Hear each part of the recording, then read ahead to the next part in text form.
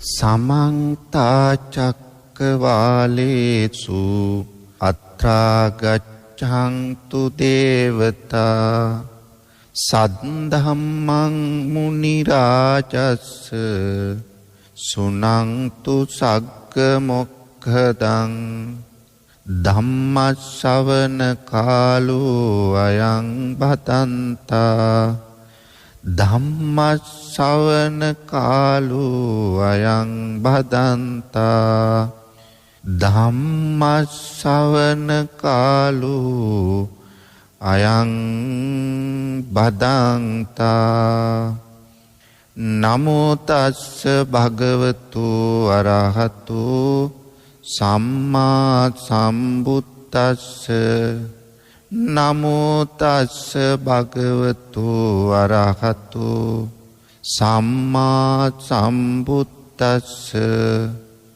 නමෝ තස්ස භගවතු අරහතු සම්මා සම්බුද්දස්ස ජීවිතං ව්‍යාති කාලෝච දේහනික්කේපනං ගති පංචේතේ ජීව ලෝකස්මින් අනිමිත්තාන ඥායරේති.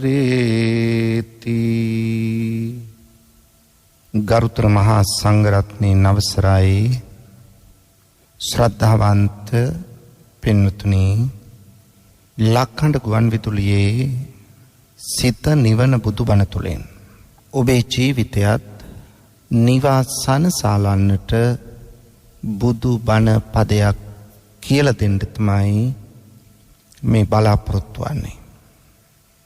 අද මේ ධර්ම දේශනාව තුළින් ඔබට වටහා දීමට බලාපොරොත්තු වෙනවා පින්වතුනි, අප කාටත් ජීවිතයේ අත්දැකීමට සිදුවන ගිහි පැවිදි අපි කාටවත් වෙන්විය නොහැකි කොයි මොහොතක හෝ අපි කරා එන කරුණක් පිළිබඳව. ඒ තමයි මරණය. ගිහි වේවා පැවිදි වේවා ස්ත්‍රී වේවා පුරුෂ වේවා, ලොකු කුඩා උස් මහත් දුප්පත් පොහොසත් කුලමල ජාතියාගම් ભેදයකින් තොරව බලවත්කම් නිලවත්කම් තෝරන්නේ නැතුව සියලු දෙනාටම යම් දවසක මේ මරණය කියන එක අත්දකින්න වෙනවා. වර්තමානයේ වෙනකොට ඒක සුලභයි. දැන් මරණය ඈත නෙවෙයි. දැන් මරණය තියෙන්නේ අපිත් එක්ක බොහොම සමීපව. මේ කොවිඩ් වසංගතයත් එක්ක ඈත තිබුණු මරණය අපේ ළඟට ඇවිල්ලා තියෙනවා. මුළු ලෝකයාට මෙහිමයි. සදාකල් ජීවත් වෙන්න හිතාගෙන තමයි සමහරු කටයුතු කරන්නේ. මෛත්‍රියක්, දයාවක්, කරුණාවක්, ලෙන්ගතුකමක් සමහරුන්ගේ මනසේ ගෑවිලාවත් නැහැ. ඒ කියන්නේ කුහක කම්වලින්, ආත්මාර්ථකාමී පටු ආකල්පවලින්, තණ්හාවෙන් පීඩිත වෙමින් මේ ලෝකේ සදාකල් ජීවත් වෙනවා වාගේ කටයුතු කරන්න උත්සාහ කරන පිරිසකුත් අපට පේන්න තියෙනවා. ගුණයක් තමන්ගේ ජීවිතයට ගාව ගන්නවත් නැහැ. අනුන්ට උගුල් අදිමින්, අනුන්ට ඊර්ෂ්‍යා කරමින්, කුහකකම් කරමින්, මෙවැනි දේවල් වලින් ජීවිතය දූෂණය කරගෙන, විනාශ කරගෙන ජීවත් වන පිරිසකුත් ඉන්නවා.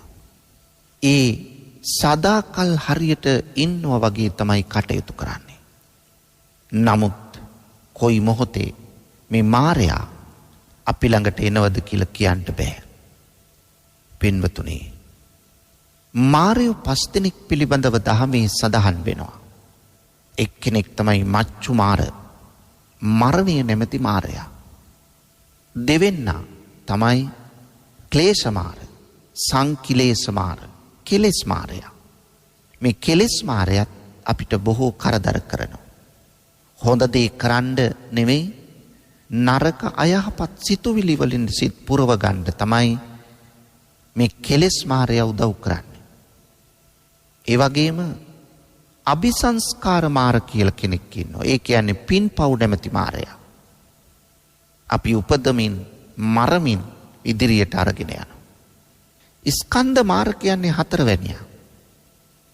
ස්කන්ධ මාර කියන්නේ පංච උපාදානස්කන්ධය නැමැති මාරයා. හැම කෙනාටම තියෙන්නේ පංච උපාදානස්කන්ධයක්. රූප වේදනා සංඥා සංකාර විඥාන නමින් මෙය අපි දන්නවා. තවත් මාරයෙක් ඉන්නෝ දේවපුත්ත මාර. දේවපුත්ත මාරය ඉන්නේ දිව්‍ය ලෝකේ. දිව්‍ය ලෝක 6ක් තියෙනවා. චාතුර් මහරජිකය, තාවතින්සේ, යාමය, තුසිතය, නිම්මාන රතිය, පරනිම්මිත වසවර්ති. මේ පරනිම්මිත වසවර්ති දිව්‍ය ලෝකයේ තමයි මේ වසවර්ති මාරයා ඉන්නේ. ඒ නිසා අපේ ළඟට මේ මච්චු මාර මරණේ නැමැති මාරයා කොයි මොහොතේ කඩා වදීද කියලා දන්නේ නැහැ. ඒ නිසා අද ඒ මරු පින් කරගන්නේ කෙලෙසද සෙට මරු නීති සිතන්නේ. මාරයා මේ මොහොතේද දන්නේ. ඒ නිසා පින් කුසල් කල්දා ගන්න නැතුව ඒවා ජීවිතයට එකතු කරගනිමින් කටයුතු කරන්නයි අපි උත්සාහ කරන්න ඕන. පින්වතුනි, මරණය කියලා කිව්වහම සමහරු කියනවා මොකටද බය වෙන්නේ? අපි මරණයට කවද හිටියත් මැරෙනෝ නේද කියලා. එහෙම කිව්වට ඔබ අවංකවම තනියම හිතලා බලන්න. මැරෙන්න බයද නැද්ද? පින්වතුනි, අපි කවුරුත් මරණයට බයයි. කවුරු මොන විදියට කිව්වත් ඇත්ත තත්ත්වය මැරෙන්න බයයි. ලෙඩක් දුකක් හැදුනහම, ශනික වේදනාවක් ආවහම අපි වැඩියෙන් බෙහෙත් ටික ගන්නේ වෛද්‍යවරයා මුණ ගැහෙන්නේ Taman තුල සාමාන්‍ය අසනීපයක් නෙවෙයි මා කියන්නේ. ටිකක් බරපතල එකක් අපට ආවොත් අපි තුල ඇති වෙනවා මරණ බය. ඒ නිසා මැරෙන්න කවුරුත් බයයි. දැන් කෙනෙකුට ප්‍රශ්නයක් ඇති වෙන්න පුළුවන්. එහෙනම් සියදිවි හානි කරගන්නේ ඕනතරම් මිනිස්සු බය නැති නිසා නේද කියලා. පින්වතුනි, සියදිවි හානි කරගන්න යන අය ගෙල වැලලා ගන්න, ගඟේ මූදේ පනින්න, වහ බොන්න, ඒ වගේම කෝච්චියට බෙල්ල තියන්න යන අය බය නැහැ කියලා කෙනෙකුට හිතේවි. කවුරුත් බයයි පින්වතුනි. ඒ අය එහෙනම් ඇයි මැරෙන්නේ? ඒ අය මැරෙන්නේ ඒ මොහොතේ මරණය ගැන, මැරෙන්න ගියාට මරණය ගැන නෙමෙයි චේතනාව ඇති වෙන්නේ. ඒ අය තුළ ඇති වෙන්නේ ද්වේෂයයි. කාගෙන් හරි පලිගන්න. මං උඹට හොඳ පාඩමක් උගන්වන්නම්. එහෙම නැත්නම් ඇති වෙච්ච බරපතල ප්‍රශ්නයකට මූණ දී ගන්න බැරුව ආත්ම ශක්තියක් නැතුව තමන් මරණයටපත් වෙන්නේ. එහෙත් සමහර අය බලන්න මැරෙන්න කියලා හිතාගෙන ගඟට පනිනවා. ගඟට පනින මොහොතේ මැරෙන්න කියලා හිතාගෙන ද්වේෂයෙන් පැන්නට ගඟට වැටෙනකොට හිත වෙනස් වෙලා. ඒ නිසා සමහරු ගඟට වැටුණට පස්සේ මොකද කරන්නේ? පීනනවා. ඇයි ඒ? ජීවත් වීමේ ආසාව ඇති වෙන නිසා, මරණ බය නිසා. සමහරු පින්වතුනි බලන්න වහපනවා. වහ බීලා ඔන්න මරණ බය ඇති වුණු ගමන්ම කෑ ගහනවා මාව බේර ගන්න කියලා. ඒකයි බුදුරජාණන් වහන්සේ දේශනා කරන්නේ සබ්බේ තසන්ති දණ්ඩස්ස සබ්බේ භයන්ති මච්චුනෝ. මේ ලෝකේ හැම කෙනෙක්ම, හැම සත්වෙක්ම දඬුවමට බයයි, මරණයටත් බයයි. සබ්බේ තසන්ති දණ්ඩස්ස සබ්බේ සං ජීවිතං පියං. මේ ලෝකේ හැම කෙනෙක්ම දඬුවමට බයයි, ජීවත් වෙන්න ආසයි. එහෙනම් මේ ගාථා දෙකේ අර්ථය එක්කොට කැටිකොට ගත් කල පේන්නේ මේ ලෝකේ සෑම කෙනෙක්ම පින්වතුනි මැරෙන්න බයයි, ජීවත් වෙන්න ආසයි. කොච්චර මැරෙන්න බය වුණත් කවදා හරි මැරෙනවද නැද්ද? කවදා හරි මැරෙනවා. කවද්ද මැරෙන්නේ? අපි කවුරුවත් දන්නේ නැහැ. මැරෙන දවස කියන්න බෑ. ඒ නිසා මම ඔබෙන් ඇහුවොත් ඔබ මිය යන්නේ අහවල් අවුරුද්දේ අහවල් මාසේ අහවල් දවසේ අහවල් පැයේ මිනිත්තු වෙදී කියලා ඔබ දැනගන්න එකද හොඳ නොදැන ඉන්න එකද කියලා. ඔබ කියයි දන්න එක හොඳයි ලෑස්ති වෙලා මැරෙන්න තිබුණයි කියලා. පින්වතුනි දැනගත්තනම් ඔබ ඔහොම කියන්නේ මැරෙන මොහොත දැනගත්තනම් ඔබ කවදාවත් එහෙම කියන්නේ ඇයි මැරෙන මොහොත දැනගත්තනම් දවස දැනගත්තනම් වසර දැනගත්තනම් දවසින් දවස අපි මරණයට සමීප වෙන්න අපි බය වැඩි වෙනවා. ඇයි අපිට දැනෙන්න පටන් ගන්නවා. අපි අහවල් දවසේ තමයි මැරෙන්නේ කියලා හිතනවා. ඒ නිසා විශාල බයකින් හිස හැරුණු අතේ යන්න පටන් ගන්නවා. දැන් අපි කාලා බීලා ඇඳලා පැළඳලා සිනා වෙලා ගේ දොර හදාගෙන විවාහ වෙලා දරුමල්ලෝ ඇතුව එකට එකතු වෙලා සතුටින් ඉන්න උත්සාහ කරන්නේ ඔය මැරෙන දවස දන්නේ නැති නිසායි. ඒ නිසා මැරෙන දවස දන්න එක නෙමෙයි හොඳ නොදන්න එකමයි. පින්නතුනේ ලෝතුරා බුදුරජාණන් වහන්සේ අපේ ජීවිතයේ සම්බන්ධයෙන් අපට කලින් නිශ්චය කරන්න බැරි කලින් තීරණය කරන්න බැරි කරුණු 5ක් පිළිබඳව දේශනා කොට වදාලා. ඒ කරුණු 5 කියවෙන ගාථා රත්නයකුයි මා මුලින් ඉදිරිපත් කළේ.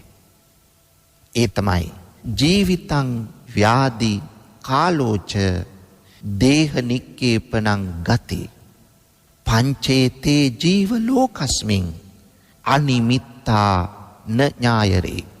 අනිමිත්තා මේක කියන්න බෑ. ඒක නිසා මේ කාරණා 5 මොකක්ද කියලා අපි විමසා බලමු. ජීවිතං කියලා කියන්නේ ජීවත් වන ආයුෂ ප්‍රමාණය. පින්වතුනි අපි කාටද කියන්න පුළුවන් අහවල් පුද්ගලයා මෙච්චර ආයුෂ ප්‍රමාණයක් ජීවත් වෙනවා කියලා.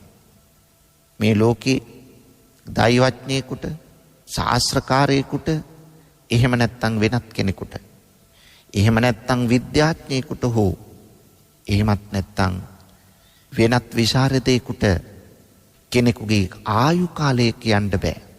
සමහර දෛවඥයෝ කේන්ද්‍රය බලලා වෙලාව බලලා ඔබ අහවල් කාලේ වෙනකන් ජීවත් වෙනවා අවුරුදු ගාණක්.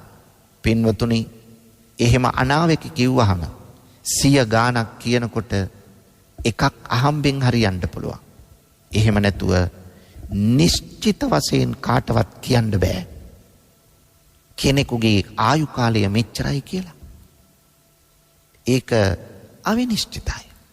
මොකද මරණය කියන එක අපට කොයි වෙලාවෙ කොයි මොහොතේද කියලා කියන්න බෑ.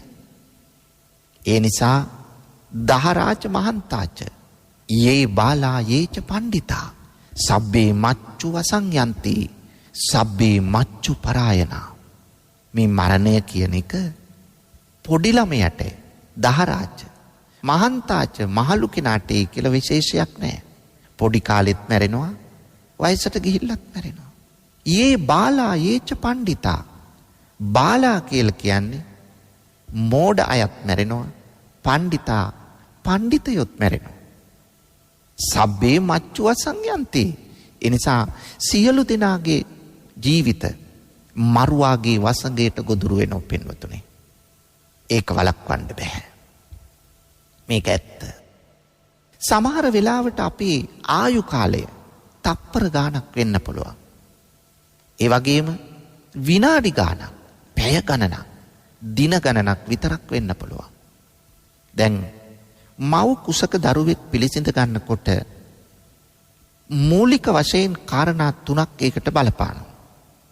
ඒ කාරණා 3 තමයි මාතාච උතුනි හෝති මාතා පිතරෝච සන්නිපතිතා හොಂತಿ ගන්ධබ්බෝච පච්චුපට්ඨිතෝ හෝති. මෙන්න කාරණා 3. මාතාච උතුනි හෝති කියලා කියන්නේ මව සුදුසු ස්වභාවයේ සිටිය යුතුයි. ඒ කියන්නේ මව ඍතු වීම ඔසප් වීම තිබිය යුතුයි. එහෙම කාන්තාවන්ට තමයි දරුවන් පිළිසිඳ ගන්න. ඒක මූලික අවශ්‍යතාවක්. දෙවැන්න මාතා පිතරෝච සන්නිපතිතා හොන්ති. මව සහ පියාගේ සංවාසය අවශ්‍යයි. 3 මේ කාරණා දෙකම සම්පූර්ණ වුණත් වැඩක් නැහැ. 3 වෙනි කාරණාව තමයි ගන්ධබ්බෝච පච්චුපට්ඨිතෝ හෝති. ගන්ධබ්බයාගේ හිවත් විඥානයේ පැමිණීම තිබිය යුතුයි. මේ කාරණා 3 සම්පූර්ණ වෙනකොටයි දරුවෙක් පිළිසිඳගත්තා කියන වචනේ අපි භාවිත කරන්නේ. ඒ නිසා ගර්භාෂයේ සුදුසු ස්වභාවයේ තියෙන එක මව සහ පියාගේ සංවාසය එකතු වීම සහ විඥානයේ පැමිණීම. මේ කාරණා 3ත් තවත් බොහෝ සාධකත් එකට එකතු වෙලා තමයි මව් කුසේ දරුවෙකු පිළිසිඳගන්නේ. පින්වතුනි, මේ විඥානය බැස ගැනීම සිද්ධ වුණාට පස්සේ ඒ විඥානයේ පැවැත්ම තියෙනකන් අපි කියනවා එතන දරුවෙක් පිළිසිඳ ගත්තා. දරුවෙක් ඉන්නවා කුසේ කියලා. යම් මොහොතක එතනින් විඥානය චුත වේද. චුත වෙනවා කියන්නේ ඉවත් වී යයිද. අන්න දරුවාගේ මරණය එතනම සිද්ධ වෙනවා. එහෙනම් මව් කුසකට පැමිණෙන විඥානය පින්වතුනි සමහර වෙලාවට තප්පර 2කින් 3කින් අවසන් වෙලා යන්න පුළුවන්. ඒ කියන්නේ ආයු කාලය තප්පර 2-3ක් වෙන්න පුළුවන්. විනාඩි 2-3ක් මේ විඥානේ ඉඳලා ආයුෂ ඉවරයි. අන්නේ දරුවා එතනින් චුත වෙන්න පුළුවන්. එතකොට අම්මා දන්නෙත් නෑ මේක, තාත්තා දන්නෙත් නෑ, වෙන කවුරුවත් දන්නේ නෑ. ඒ නිසා විඥානීය ගර්භාෂයට බැසගෙන තප්පර ගානකින්, විනාඩි ගානකින්, පැය ගානකින්, දින ගානකින් එතනින් ඉවත් වුණොත් එය මරණයයි. අපි දන්නවා සිතක් ඇති වෙලා නැත්තම් විඥානය ඇති වෙලා ඒක පැවතිලා එය ඉවත් වෙලා ගියොත් එතනින් දරුවා මරණයටපත් වුණා. හැබැයි මා මුලින් කිව්වා වගේ අම්මා තාත්තා හෝ වෙනත් කෙනෙක් දන්නේ නැහැ. එහෙනම් ඒ තරම් ආයුෂ නිමේෂයක් වෙන්නත් පුළුවන්. දින ගණන්, සති ගණන්, මාස ගණන් වෙන්නත් පුළුවන්. ඒ විතරක් නෙවෙයි, මෙලොවට බිහි වෙලා අවුරුදු ගාණක් වෙන්න පුළුවන්. අවුරුදු 60, 70, 80, 100 වෙන්නත් පුළුවන්. වර්තමානයේ නම් අවුරුදු 100, 120 කියන එක බොහොම දුර්ලභයි. දැන් මිනිස්සුන්ගේ ආයුෂ අඩු වෙලා තියෙන්නේ. ඒ නිසා අවුරුදු 60, 70 තරමට මිනිස්සුන්ගේ ආයු කාලය අඩු වෙලා තියෙනවා. මිනිස්සු ගුණධර්මයෙන් අයින් වෙන්න මිනිසුන්ගේ ආහාර රටා වෙනස් වෙන්න මිනිසු ස්වභාව ධර්මයට විරුද්ධ වෙන්න අපට මරණයත් ඉක්මන් වෙනවා. ඒ නිසා පින්වතුනි, මරණය ඊටාම ශනිකව අපට සිදු වෙන්න පුළුවන්. දැන් මරණය ගත්තාම එය කොටස් 3කට බෙදලා තියෙනවා. ශනික මරණ, සම්මුති මරණ හා සමුච්ඡේද මරණ කියලා. කණික මරණ හෙවත් ශනික මරණ කියලා කියන්නේ මේ සුජීවත්ව වාසය කරන පුද්ගලයාගේ මනස තුල සිතුවිල්ලක් ඇති වෙනවා, එය පවතිනවා, නැති වෙනවා. සිතුවිල්ලක් ඇති වෙලා පැවතිලා නැතිවීම ශනික මරණයයි. අපි කියනවා උත්පාද තිති භංග කියලා. ඇති වුණා උත්පාද, තිති පැවතුණා, භංග නැති වුණා. එතකොට ඕනම සිතුවිල්ලක් සිතට ඇවිල්ලා ඔය අවස්ථා 3 පසු කරනවාමයි. හැබැයි සිතුවිල්ලක් ඇති වී පවතිනවා කියන එක දැනෙන්නේ නැහැ. ඇති වෙලා නැති වෙන විදියයි ලෝකෙ විග්‍රහ වෙන්නේ. ඇති වී නැති වේද එය මරණයයි. සම්මුති මරණ කියලා කියන්නේ දැනට අපට උදාවන මරණය. ඒ කියන්නේ අපේ ආයුෂ ප්‍රමාණය, අපේ ශරීරයේ උෂ්ණය, අපෙන් ඉවත් වෙලා යනකොට අපේ විඥාණය අපෙන් ඉවත් වෙලා යනකොට අපි මරණයටපත් වෙනවා. ඒක ලෝකයේ විවහාරික මරණයයි. හැබැයි මේ මරුණට නැවත උපදිනවා. ඇයි උපදින්නේ? තණ්හාවයි අවිද්‍යාවයි හිත තුල තියෙන නිසා. ඊළඟට පින්වතුනි සමුච්ඡේද මරණ කියලා කියන්නේ කෙලෙස් නසන උතුමෙක් යම් දවසක රහත් භාවයටපත් වෙලා මරණයටපත් වුණොත් අන්න ඒ මැරෙන කෙනා නැවත උපදින්නේ නැහැ. ඇයි උපදින්නේ නැත්තේ? ඉපදීමට අවශ්‍ය කරන අවිද්‍යාවත් තණ්හාවත් නැති නිසා. අවිද්‍යා තණ්හා දෙක පවතින තාක්කල් ඉපදෙනවා. ඒ දෙක දුරු කළා නම් දුරු කළ යම් කෙනෙක් මිය ගියාද අන්නේ මිය ගිය පුද්ගලයා නැවත උපතක් නැහැ. ඒ නිසා අපේ උත්සාහය වෙන්න ඕන මේ සමුච්ඡේද මරණය කියන තැනට එන්න. ඒ සඳහා අපි කළ යුතු වැඩපිළිවෙලක් තියෙනවා. පින්වතුනි එහෙනම් කෙනෙකුගේ ආයු කාලය කලින් තීරණය කරන්න බෑ. ජීවිතං කියලා කිව්වේ ඒකයි. පොඩි කාලෙත්, තරුණ කාලේ, වැඩිහිටි කාලේ, වයෝ වෘද්ධ කාලේ ජරම්පි පත්වා මරණං ජරාවටපත් වෙලා හරි මිය යනවා. ඒ නිසා කල්ැතුව ආයු ප්‍රමාණය මෙච්චරයි කියලා මේ ලෝකේ නිශ්චිත වශයෙන් කාටවත් කියන්න බෑ. ව්‍යාධි දෙවනි කරුණ. මොන අසනීපෙන්ද අපි මැරෙන්නේ? කිසිවෙකුට කියන්න බෑ පින්වතුනි. ඒ කියන්නේ නිරෝගී කෙනෙක්ගේ ශරීරය දිහා බලලා දැකලා මොන වෛද්‍යවරයෙකුටවත් මොන අනාවැකි කරුවෙකුටවත් මොන දෛවඥයෙකුටවත් කියන්න බෑ පින්වතුනි මේ පුද්ගලයාගේ නැත්තම් කෙනෙකුගේ මරණය සිද්ධ වෙන්නේ මෙන්න මේ ලෙඩේ හැදිලයි කියලා. කියන්න බෑ. ලෙඩක් හැදුනට පස්සේ වෛද්‍යවරයෙකුට කියන්න පුළුවන් මේ සුව කරන්න බෑ මෙයා මිය යනවා කියලා.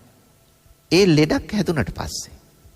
හැබැයි නිරෝගී කෙනෙක්ගේ ශරීරය දිහා දැකලා බලලා කාටවත් කියන්න බෑ පින්වතුනි ඔබ මිය යන්නේ කවදා හරි අහවල් ලෙඩේ හැදිලයි කියලා. බුදුරජාණන් වහන්සේ අපට හැදෙන අසනීප අතීතේ හැදිච්චත් වර්තමානයේ හැදෙන ඒවා මේ සියල්ලම දේශනා කළා පින්වතුනි. ඒ බුදු ඇසින් දැක්කා. ඒ නිසා අපට හැදෙන අසනීප වාත සමුට්ඨාන ආබාධා, පිත්ත සමුට්ඨාන ආබාධා, සෙම්ම සමුට්ඨාන ආබාධා, උතු පරිණාමජා ආබාධා, විසම පරිහාරජා ආබාධා, ඕපක්කමිකා ආබාධා, කම්ම විපාකජා ආබාධා. බලන්න. ඔය කියපු ලෙඩවලින් එකක් තමයි අපට හැදෙන්නේ.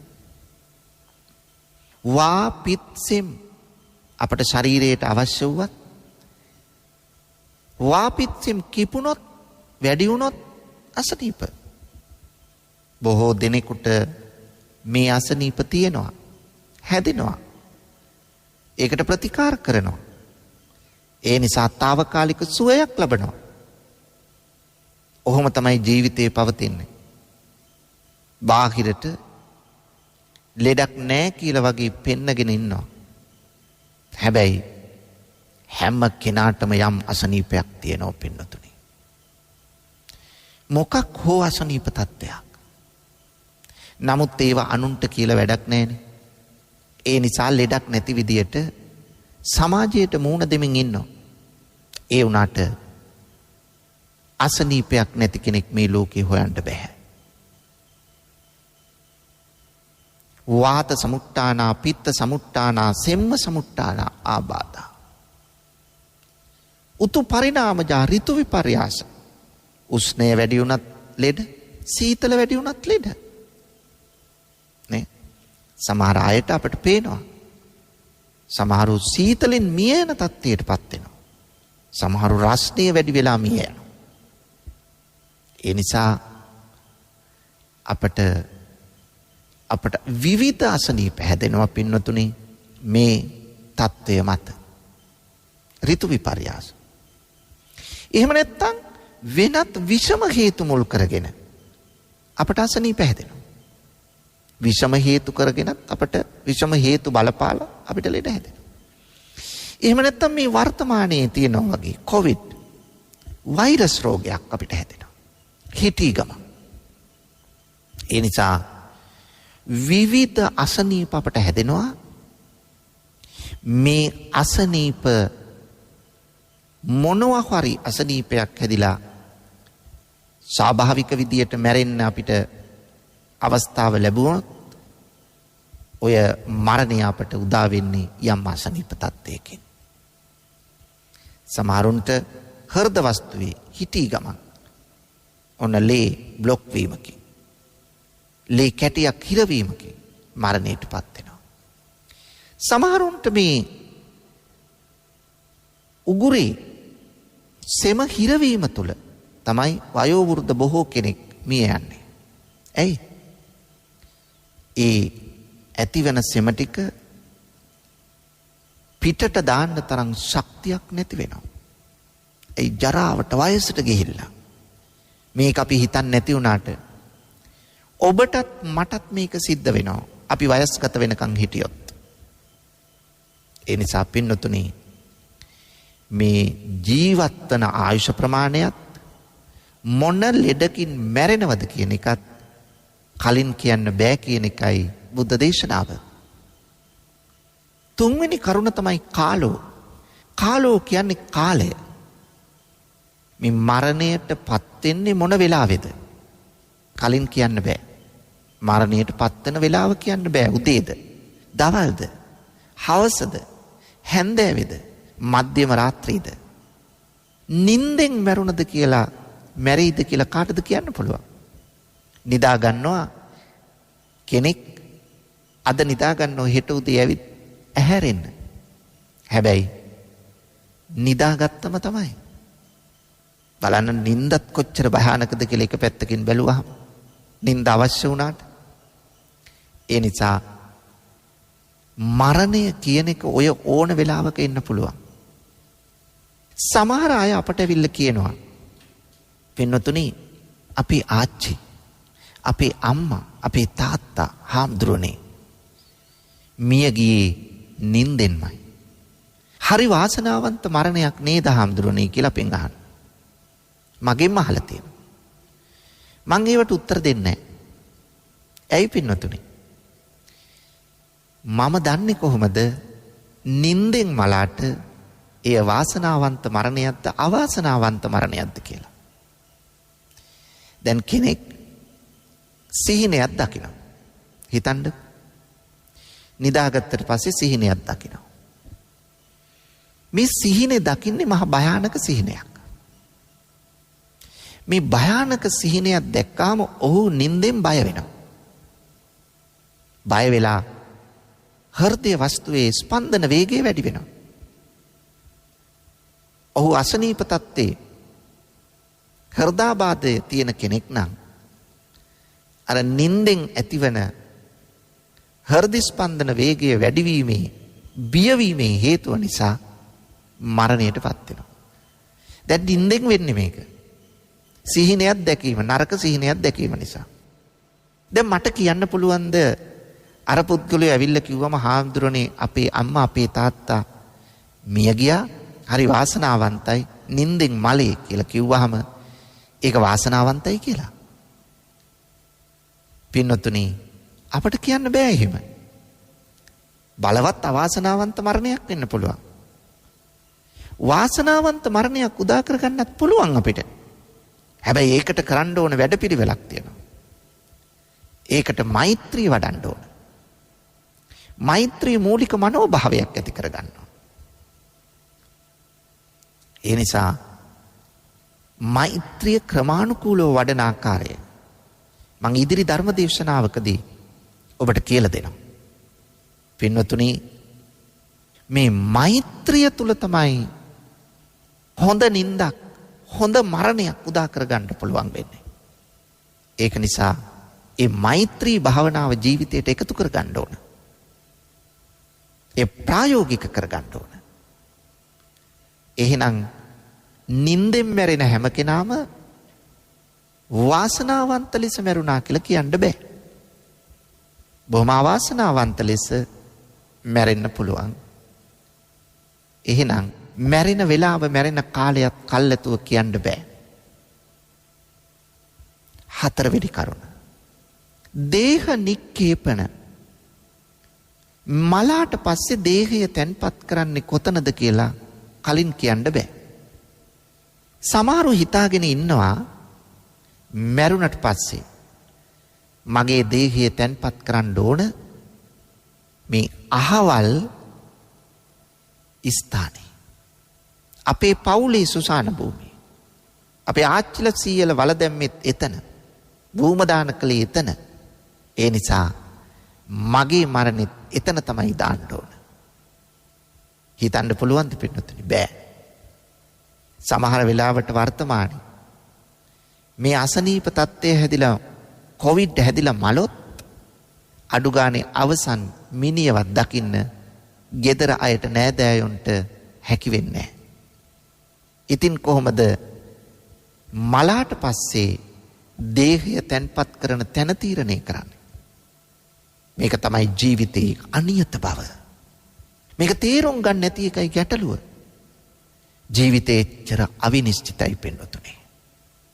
අපි තේරුම් ගන්න ඕන මේක. ඒ නිසා සමහර අය ලංකාවේ ඉපදෙන්නේ පිටරට ගිහිල්ලා ජීවත් වෙලා පිටරටදීම මැරිලා යනවා. සමහරු පිටරට අය ලංකාවේ ඇවිල්ලා පදිංචි වෙලා ලංකාවේ මැරෙනවා. සමහරු අහසේ යද්දී ගුවන් යානයේ ගමන් කරද්දී මරණයටපත් වෙනවා. සමහර ගුවන් යානා කඩා වැටෙනවා. සමහරු මහ මුහුදේ ඔරුවේ යද්දී බෝට්ටුවේ යද්දී නැවේ යද්දී ඇතිවන ආපදා නිසා මරණයටපත් වෙනවා. මිනියක් හොයන්න නැහැ. මේක තමයි තත්ත්වය. සමහරු විවිධ බෝම්බ වලට ගොදුරු වෙනවා. එතකොට මරණයටපත් වුණාට පස්සේ දේහය තැන්පත් කරන්න නෙමෙයි දේහයක කොටසක්වත් හොයාගන්න බෑ. මෙච්චර මේ ජීවිතය අවිනිශ්චිතයි. මහා බලාපොරොත්තු සමුදායක් ජීවිතේ ගොනු කරගෙන හිටියත් අචින්තිතම්පි භවති චින්තිතම්පි විනස්සති. පින්වතුනි, නොසිතූ දේවල් තමයි වෙන්නේ. සිතූ දේවල් අපට වෙන්නේ නැහැ. මේ ලෝකයේ සැබෑ යථාර්ථයයි. ඒ නිසා පින්වතුනි, මැරුණට පස්සේ දේහය තැන්පත් කරන තැන කාටවත් කල්ැතුව කියන්න බෑ. ඒ විතරක් නෙවෙයි. ගති කියලා කියන්නේ උපත. මරණින් පසු කොතනක උපතීද කියලා කාටවත් කියන්න බෑ. මැරුණට පස්සේ උපදින තැන කියන්න බෑ පින්වතුනි. දැන් අපි දන්නවා කෙනෙක් මරණාසන්න මොහොතට ආවට පස්සේ එතන ඇති වෙනවා චුතිසිත කියලා එකක්. චුති කියලා කියන්නේ නික්මෙන කියන එකයි. ඒ කියන්නේ පුද්ගලයා මරණයට පත්වීමත් සමග මේ සිත ශරීරයෙන් ඉවත් වෙනවා. ඒක මරණයයි. මෙන්න මේ සිත පින්වතුනි, මේ ඉවත් වී යන වෙන් වී යන සිතේ අවසාන මොහොතේ ඇති වෙනවා ලක්ෂණ 3ක්. ඔබෙත් මගෙත්. මොකක්ද ලක්ෂණ 3? කර්මය, කර්ම නිමිත්ත හා ගති නිමිත්ත. කරුණු 3යි. කර්මය, කර්ම නිමිත්ත, ගති නිමිත්ත. කර්මය කියලා කියන්නේ අපි ජීවත් වෙන කාලේ කුසල කර්මත් කරනවා, අපි අකුසල කර්මත් කරනවා. මේ කරනු ලබන කුසල කර්ම හා අකුසල කර්ම වලින් එකක් අපට අවසාන මොහොතේ සිහියට එනවා. දැන් කෙනෙකුට හිතන්න බෑ මම මොන පාප කර්මය කර කර හිටියත් කමක් නැහැ. හොඳ පිනක් මම මතක් කරගෙන තමයි මැරෙන්නේ. කවදාවත් එහෙම වෙන්නේ නැහැ පින්වතුනි. Taman කළ කී දේ තමයි Tamanට මතක් වෙන්නේ. Taman කළ කී දේ තමයි Tamanගේ පසුපස එන්නේ. පාප කර්මයක් කළොත් මනසාචේ පදුට්ටේන වාසතිවා කරෝතිවා.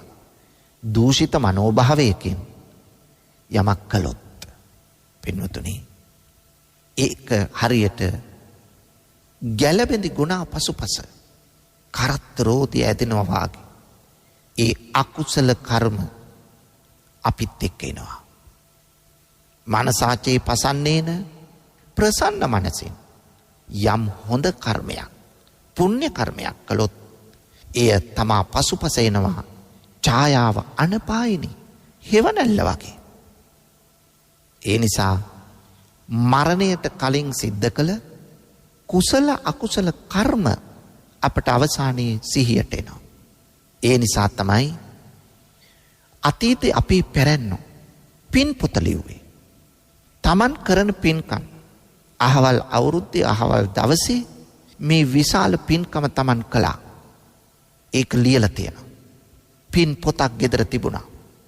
මරණාසන්න මොහොතේ ලෙඩ ඇඳේ ඉන්නකොට දරුවෝ මොකද කරන්නේ? අර අම්මා හරි තාත්තා හරි ආච්චි හරි සීයා හරි ලියලා තිබ්බ පින් පොත අරගෙන ඇවිල්ලා ඇඳ ළඟ ඇඳ වටේට ඉඳගෙන අරව කියවනවා. එතකොට අර මැරෙන්න ඉන්න කෙනාට Taman කළපු පින්කම් අතීතයට ගිහිල්ලා හිත මතක් වෙන්න පටන් ගන්නවා. අහවල් පින්කම කළා. මම අහවල් දානය දුන්නා. අහවල් පූජාව කළා. රුවන්වැලි මහසෑය වඳින්න ගියා. දලදා හාමුදුරුවෝ වඳින්න ගියා. ශ්‍රී මහා බෝධීන් වහන්සේ වැඳලා මම පූජා පවත්වලා අහවල් පින්කම කරගත්තා. මම දඹදිව වන්දනාවේ ගියා. මම මේ සතිය භාවනා කළා. මම අසරණයින්ට පිහිට වුණා. මෙන්න මේ වගේ අර පින් පොත කියවනකොට පින්වතුනි අර පින්කම් හිතට එනවා. අන්න ඒ මතකයෙන් මිය ගියොත් ඊළඟ භවය යහපත් තැනක උපදින්නට එය හේතුවක් වෙනවා.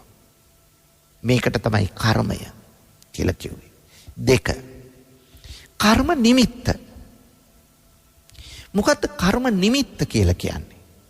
කර්ම නිමිත්ත කියන්නේ පින්වතුනි කර්මය සම්පූර්ණ කර්මය මතක් වෙන්නේ නැතුව කර්මයෙන් භාගයක් අඩක් නිමිත්තක් විතරක් මතක් වෙනවා. උදාහරණයක් වශයෙන්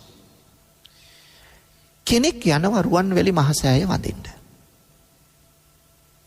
පාතමාලෙන් ලොකු නෙළුම් මල් වට්ටියක් හදාගෙන පැන් ඉහළ පිරිසිදු කරගෙන ඉමහත් ගෞරවයෙන් හිස මත තබාගෙන චෛත්‍ය මළුවට සලපතල මළුවට ඇතුළු වෙනවා. ඇතුළු වෙලා මේ මල් වට්ටිය හිසේ තියාගෙන චෛත්‍ය වටේ පැදකුණු කරනවා.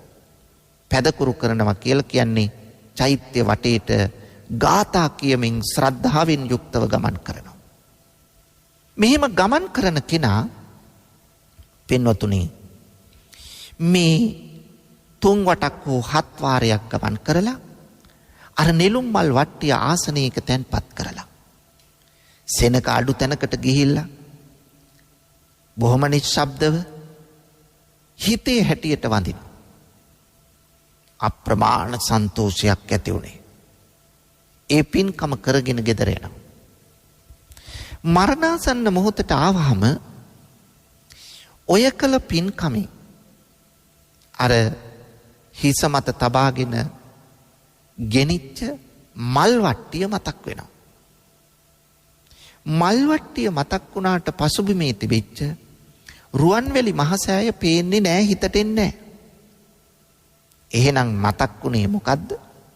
අර නෙළුම් මල් වට්ටිය විතරයි. ඔන්න කර්ම නිමිත්ත කියලා කිව්වේ ඒකයි. මම ඔය පොඩි උදාහරණයක් ගත්තේ මේ කරුණ තේරුම් කරන්න. අකුසල කර්මයකත් ඔහොම වෙන්න පුළුවන්. සත්තු මරණ කෙනෙකුට තමා සතුන් මරන්න යොදාගත්ත ආයුධ ටික අවසාන මොහොතේ පේන්න පුළුවන්. අන්න අකුසල කර්ම නිමිත්ත. ඔන්න කර්ම නිමිත්ත කියලා කිව්වේ පින්නතුනි ඒකටයි. ඊළඟ කාරණිය තමයි ගති නිමිත්ත. මරණාසන්න මොහොතට අපි කවුරුත් යනකොට මැරෙන්න ඔන්න මෙන්න තියලා ගති නිමිත්තක් පහළ වෙනවා. මොකද්ද ගති නිමිත්ත කියලා කියන්නේ? ඊළඟ භවයේ උපදින්නේ කොතනද කියලා නිමිති දකින්න පටන් ගන්නවා. සමහරුන්ට මල් මාලා පේනවා. සමහරුන්ට මල් වට්ටි පේනවා. සමහරුන්ට දෙවියෝ දිව්‍යාංගනාව පේනවා. සමහරු සිනා මුසුමුහුණින් ඒ අය මිය යනවා. බලන්න පින්වතුනි ඔබටත් අත්දැකීම් ඇති. මටත් තියෙන අත්දැකීම්. මොකද ආසන්න බණ ආසන්න පිරිත් කියන්න අප්‍රමාණ වාරයක් ගෙවල් වලට වැඩම කරපු නිසා. සමහර අය මිය යන්න ගියහම අපි කියන දේවල් ඇහෙන්නේ මෙලව සිහියක් නැහැ. ඒ අය ජීවත් වෙලා ඉද්දි පින්කමක් කළෙත් නැහැ. ඒ නිසා මරණාසන්න මොහොත හරිම දුක්ඛිතයි. හරිම අමාරුවෙන් දඟලලා මැරෙන්නේ. මේක අපි අත්දැකලා තියෙනවා. ඔබත් අත්දැකලා ඇති. සමහර අය සිනා මුසු මුහුණින් කිසිම ශබ්දයක් නැහැ. පිරිත් කියන බණ කියන මාවත් දන්නේ නැහැ. ඒ පුද්ගලයා මිය ගියා කියලා. මොකද ඒ තරම් නිශ්ශබ්දව මිය ගිහිල්ලා තියෙනවා. එහෙම මරණක් තියෙනවා. පින්නතුනි මෙන්න මේ මරණාසන්න වෙලාවේදී කෙනෙකුට ඊළඟ භවය දැකලා සතුටක් ඇති වෙන්න පුළුවන්. ඒ වුණාට සමහරුන්ට පේන්නේ නිරයී ලක්ෂණ, പ്രേත ලෝකයේ ලක්ෂණ, තිරිසන් ලෝකයේ ලක්ෂණ පෙනුනොත් එයා කොහොමද සතුටින් මිය යන්නේ? අන්න බලන්න යහපත් ගති නිමිත්තක් ඇති වෙන්නත් පුළුවන්, අයහපත් ගති නිමිත්තක් ඇති වෙන්නත් පුළුවන්. ඒ නිසා අපි උත්සාහ කරන්න ඕන අයහපත් ගති නිමිත්තක් නොව යහපත් ගති නිමිත්තක්, කුසලකාමී පුණ්‍යකාමී ගති නිමිත්තක් ඇති කරගන්න. ආන්න එතකොටයි අපට හොඳ උපතක්, සතර අපායේ උපදින්න නැතුව, නිරය තිරිසන් പ്രേත අසුර මේවයි උපදින්න නැතුව එක්කෝ මනුෂ්‍ය ලෝකේ, එහෙම නැත්නම් දිව්‍ය ලෝක 6න් එකක, එහෙමත් නැත්නම් බ්‍රහ්ම ලෝක 20න් එකක. බ්‍රහ්ම ලෝකයක උපදින්න අනිවාර්යෙන්ම ධාන සමාපatti ලබාගෙන තියෙන්න ඕන. ප්‍රථම ධානයවත් නැතුව බ්‍රහ්ම ලෝකයේ උපතක් බලාපොරොත්තු වෙන්න බෑ. ධාන ලබාගෙන නැත්තම් අපට පුළුවන් තවත් බොහෝ පින්කම් කරලා එක්කෝ මනුෂ්‍ය ලෝකයේ උපදින්න, එහෙම නැත්නම් දිව්‍ය ලෝක 6න් එකක උපදින්න. සතර අපායේ උපදින විදියට වැඩ නොකළ යුතුයි. සතර අපායේ ඉපදුනොත් කල්පාන්තයකට අපට ගොඩ ඒමක් නැහැ පින්නතුනේ. ඒක තේරුම් ගන්න. සමහර අයට මේ වායේ වගේ වගක්වත් නැහැ. ඒ නිසා හැම මොහොතකම උත්සාහ කරන්න ඕන අපි බුද්ධිමත්ත. අපේ ජීවිතය හොඳ තැනකට ගේන්න. එහෙම ගෙනාවොත් අවසාන චුතිසිත යහපත් වෙලා ද්වේෂයෙන් තොරව, තණ්හාවෙන් තොරව මැරෙන්න පුළුවන්. තණ්හාවෙන් තොරව කියලා කියන්නේ පින්නතුනි, අපි මරණාසන්න වෙලාවේ තණ්හාව නැති කරලා මැරෙනව නෙවෙයි. තණ්හාව නැති කරලා මැරෙනවා කියලා කියන්නේ නිර්වාණය සාක්ෂාත් කරගෙන මිය යනවා කියන එකයි. එතකොට නිර්වාණය සාක්ෂාත් කරගෙන නැත්තම් තණ්හාව අපිට තියෙනවා. තණ්හාව තිබුණට කමන්නේ. මේ කියන්නේ ඒක නෙවෙයි. අධික තණ්හාවෙන් මැරෙන්න එපා. දේශේ ඡායා අපේ සිත තුල තියෙනවා. එහෙත් කෙනෙක් පිළිබඳව, දෙයක් පිළිබඳව, සිද්ධියක් පිළිබඳව අධික දේශ සහගත සිතුවිල්ලක් ඇති කරගන්න එපා. දේශයෙන් පලිගන්න, අන් අයගෙන් පලිගන්න හිතුවට ඒකේ ප්‍රතිවිපාකය Tamanටමයි. පින්නතුනි, දේශය ඇති වුණොත් එක්කෝ අපි උපදින්නේ තිරිසන් ලෝකේ, එහෙම නැත්තම් නිරේ. අධික තණ්හාවක් හිතට ආවොත් අපි උපදින්නේ පින්නතුනි പ്രേත ලෝකේ. ඉතින් මේක දැනත් ඇයි අපි අවසාන චුතිසිත යහපත් කරගන්නේ? ඒ නිසා අපි උත්සාහ කරන්න ඕන යහපත් චුතිසිතක් අප ඇති කරගන්න. ඒක තමයි අත්‍යවශ්‍ය කාරණය. ඉතින් ඒක ඉවලි ඇති කරගන්න බෑ.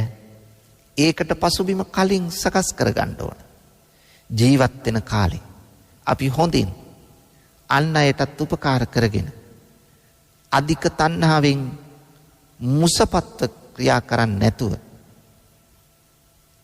මෛත්‍රිය, දයාව, කරුණාව, ලෙන්ගතුකම ඇතුව කටයුතු කරන්න.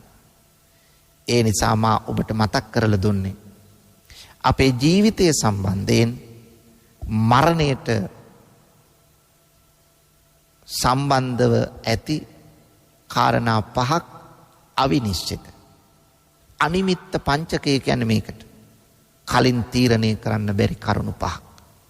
මොනවද ඒ? නැවතත් මතක් කරන්න.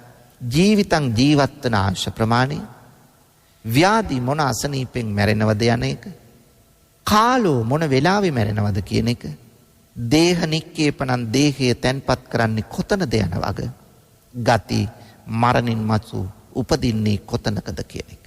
මේ කාරණා පහ පින්වතුනි කාටවත් කලින් කියන්න බෑ. මෙතරම් අවිනිශ්චිත වූ අනිත්‍ය වූ දුක් ඇති මේ ලෝකයේ තුල අපි කවුරුත් උත්සාහ කරමු ධර්මයට එකඟව, සීලවන්තව, පිනෙන් පොහොසත්ව, අන් අයට උපකාර ඇතුව, දෙමාපියනුත් රැක බලාගෙන, සහෝදරත්වයත් ආරක්ෂා කරගෙන, මිත්‍රශීලීකමත් රැකගෙන වඩාත් ගුණගරුක සමාජශීලී යුතුයකම් ඉටුවන ජීවිතයක් ගොඩනගා ගන්නට අපි උත්සාහ කරමු. ඒ තුලින් ඊළඟ භවය යහපත් වෙනවා වගේම අපට පුළුවන් වේවි කුසල කර්ම, පුණ්‍ය කර්ම කරලා මේ සසර කෙටි කරගෙන යම් දිනක උතුම් අමා මහ නිවනින් සැනසෙන්න. අන්න ඒ தත්ත්වය ඇති කරගන්නට ධර්ම ශ්‍රවණය කර ලක්වැසි ලෝවැසි සියලු දෙනාටම භාග්‍ය උදා වේවායි මා ප්‍රාර්ථනා කරනවා. ආකාශට්ටා ච බුම්මට්ටා දේවානාගා මහිත්‍තිකා පුඤ්ඤන්තං අනුමෝදිත්වා චිරං රක්ඛන්තු ලෝක සාසනං. ආකාශට්ටා ච බුම්මට්ටා දේවානාගා මහිත්‍තිකා පුඤ්ඤන්තං අනුමෝදිත්වා චිරං රක්ඛන්තු දේශනං. ආකාශට්ටා ච බුම්මට්ටා දේවානාගා මහිත්‍තිකා පුඤ්ඤන්තං අනුමෝදිත්වා චිරං රක්ඛන්තු මං පරන්ති. අද දවසේ ලක්හඬ සිත නිවන බුදුබණ සුමధుර ධර්මානුශාසනාව සඳහා අපි ඊ타මත්ම ගෞරවයෙන් ඇරයුම් කොට මේ ධර්ම මණ්ඩපයේ වෙත වැඩම කරවා ගන්නට යෙදුනේ දෙහිවල පැනසර දහම් සෙනසුනේ ප්‍රධාන අනුශාසක ශ්‍රී ජයවර්ධනපුර විශ්වවිද්‍යාලයේ හිටපු කතිකාචාර්ය දර්ශනපති පූජ්‍ය මාලිම්බඩ පඤ්ඤාසාර ස්වාමීන් වහන්සේ. අපේ හාමුදුරුවනේ, ඔබ වහන්සේ සිදු කරන ආගමික, ශාසනික, ධර්ම ප්‍රචාරක කටයුතු තව තවත් සිදු කරන්නට ත්‍රිවිධ රත්නයේ ආශිර්වාදයම ලැබේවායි අපි සාදු සිත පෙරදැරිව ප්‍රාර්ථනා කරමු. අවසරයි අපේ හාමුදුරුවනේ. අද දිනේ මෙම සුමధుර ධර්ම දේශනාව සඳහා දායකත්වයෙන් කටයුතු කරනු ලැබුවේ 253 මාකොළ දකුණ මාකොළ පදිංචි මාලනී හේමලතා රංජනී හා දූතරුවන් පිරිස විසින්. ඔවුන්ගේ අරමුණ වූයේ මීට වසර කිහිපයකට පෙර පරලෝක ප්‍රාප්ත වූ ආදරණීය දෙමාපියන්ටත් සහෝදර සහෝදරියන්ටත් මේ පින් අනුමෝදන් කිරීමයි. එමෙන්ම එම පවුල්වල සිටින දූ දරුවන්ගේ රැකියා කටයුතු සහ අධ්‍යාපන කටයුතු සාර්ථක කර ගැනීමට සෙත් ප්‍රාර්ථනා කිරීමත් සියලු දෙවිවරුන්ටත් සුජීවත්ව සිටින සියලු දෙනාටත් ධර්ම ශ්‍රවණය කළ සියලු දෙනාටත් මේ පින් අනුමෝදන් වී සසර ගමනින් එතර වීමට උතුම් නිර්වාණ මාර්ගය සාක්ෂාත් කර ගැනීමට මෙම ධර්ම දානය හේතු වාසනා වේවායි ප්‍රාර්ථනා කිරීමත් ඔවුන්ගේ අරමුණක් වුණා. ඔවුන්ගේ ඒ සියලු අරමුණු සාක්ෂාත් වේවා. ධර්ම ශ්‍රවණය කළ ඔබටත් සංසාර ගමන කෙලවර උතුම් වූ අමා මහ නිර්වාණ සුවය සාක්ෂාත් කර ගැනීම සඳහා චතුරාර්ය සත්‍ය අවබෝධය පිණිස මේ ධර්ම දානමය පින්කම මේ ධර්ම ශ්‍රවණය හේතු වාසනා වේවායි අපි සාදුනාදයක් පවත්වා ප්‍රාර්ථනා කරමු. ඒ ප්‍රාර්ථනාවත් සමගින් සදහැවතුනි ධර්මදේශනාව හමාර කරමින් සමුගන්නවා. 0706 366 166 දුරකථන අංකයට කතා කිරීමෙන් හෝ කෙටි පණිවිඩයක් යොමු කිරීමෙන් ඔබටත් හැකියාව තිබෙනවා ලක්හඬ සිත නිවන බුදුබණ සුමధుර ධර්මානුශාසනාවන්හි දායකත්වය ගෙන කටයුතු කරන්නට. එවෙනුවෙන් ඔබට පිංසිත පහළ වේවා. සියලු දෙනාටම සම්මා සම්බුදු සරණයි.